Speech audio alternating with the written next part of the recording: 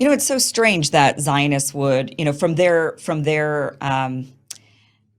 thinking, if I were a Zionist and I wanted to build up the nation of Israel, I'd almost want to I'd want these countries to take the Muslims, right? I mean, that's kind of, you wouldn't want to scare them. You'd want them to say, take them. They're great. You want them to help you build your country, take all the Palestinians off of our hands.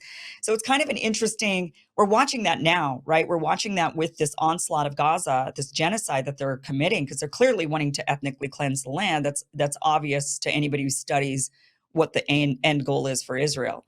So Yeah. they've got this but what's so bizarre about it is they're massacring all of these Palestinians, these Muslims and Christians. They're of all different faiths, and they're saying, well, they're terrorists, we can't have them. This is like ISIS in our home, we can't have them here, they're a major threat.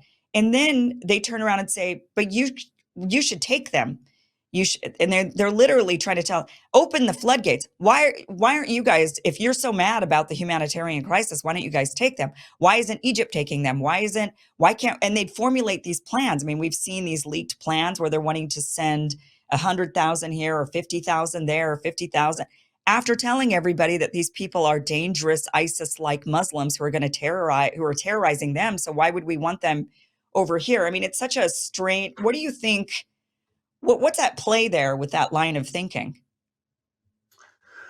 Well, look, the reason that they do this is that it's fundamental to the Zionist project. At the beginning, in order to justify the killing or expulsion of 750,000 Palestinians in 1948, they had to say that Palestinians were not real, that they weren't really there, that they were subhuman.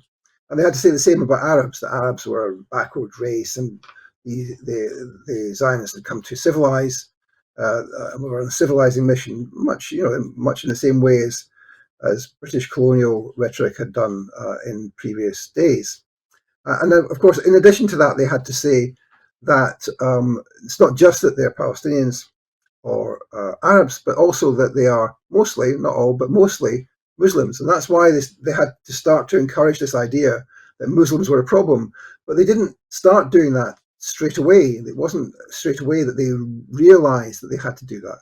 In fact, the idea that the Muslims had some kind of relationship to terrorism only becomes a popular thing in English Anglophone policy discourse in the mid 1980s. And if you look back at, and I've done this, if you look back at the use of terms like Islamic terrorism, or the invention of the term the Islamist, which of course is supposed to be the bad Muslims who take their faith as a guide to political action. These are terms which only appeared in the 1980s.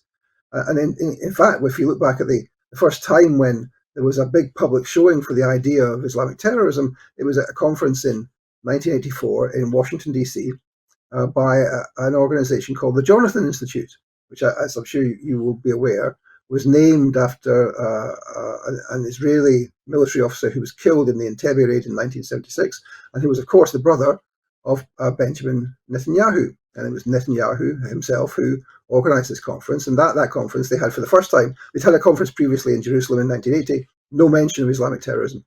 In 1984, they have Bernard Lewis, the doyen of Islamophobic writers, the British former military intelligence guy, who wrote books on Orientalism, etc. And him and three of his mates come to this conference in DC, and they present the idea that the biggest threat now is not the Soviets, it's the Muslims.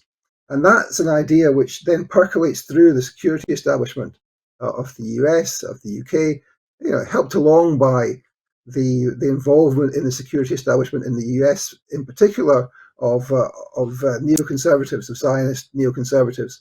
And that then becomes part of the logic and the rhetoric of US power, and indeed of UK power as well. So it's that encouragement of the idea, and it doesn't emerge until, as I said, until the 1980s. And then, of course, most of us think of it in terms of what happened after 9/11.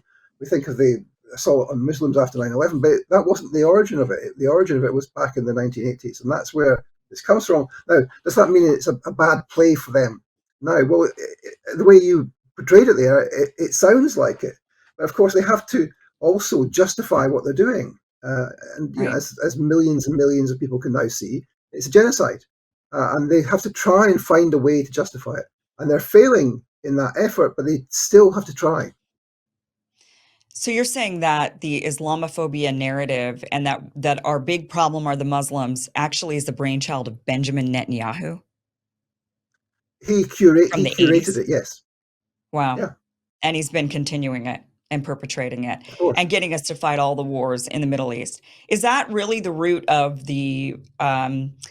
there's probably multiple reasons why we engage in so much destabilization and wars in the Middle East, but I would imagine that that is a big push. I mean, I know oil was a big push for a while, wanting to keep the Saudis stable so that they could continue propping up and selling oil in dollars. I understand that from a U.S. economic perspective, that's been a large push for eradicating, leaders in the region that wanted to, I guess, append that agreement. But seems like Zionism and the security of Israel is also a giant push towards a lot of the wars that we've engaged in the Middle East because we got to fight the Well, Muslims.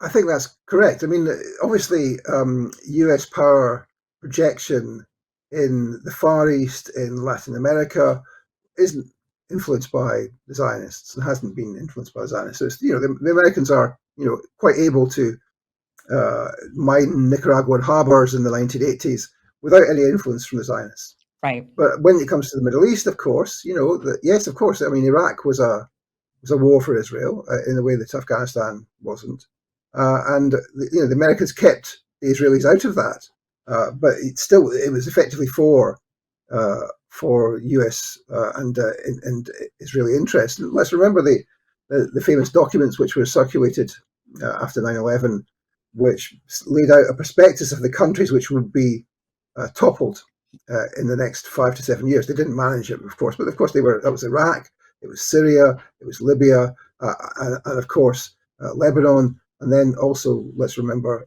last on the list, the Islamic Republic of Iran. So that's the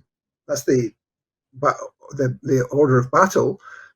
In that order of battle, the US is in close lockstep with Israel, but not in absolute unity with Israel, and that's what we see now. The slight differences of opinion and the attempts, to some extent, Mhm. of the US to pressure Netanyahu to do things in a different way. At the same time as, of course, continuing to supply 500, 1,000, and 2,000 pound bombs, which, of course, as we know, have gone in the last few days from the Americans to Israel. So, yeah, I mean, the Zionists have this huge impact in the way which the lobbies of other countries don't.